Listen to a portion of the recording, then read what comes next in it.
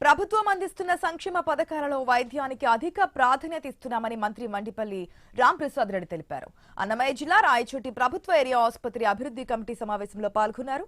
రోగులకు వైద్యులు, ఇతర సిబ్బంది నాణ్యమైన సేవలు అందించడం వల్లనే రాయచోటి ఆసుపత్రి ఏ కేటగిరీలో ఉందన్నారు. కార్పొరేట్ ఆసుపత్రులకు ధీటుగా అన్ని హంగులతో ఎటువంటి సమస్యలు తలెత్తకుండా చూస్తామని మంత్రి స్పష్టం చేశారు.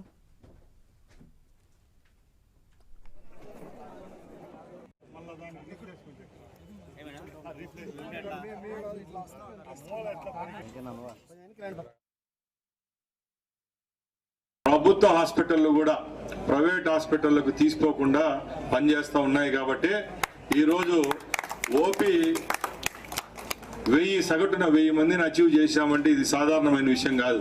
ముఖ్యంగా ఈ హాస్పిటల్కి సంబంధించిన విషయాల్లో అయితే డాక్టర్లు చిత్తశుద్ధిగా పనిచేసినప్పుడు ఏవైనా వండర్స్ చేయొచ్చు. ఈరోజు ముఖ్యంగా మన ప్రాంతంలోనే ఉన్నాయి చాలా సమస్యలు.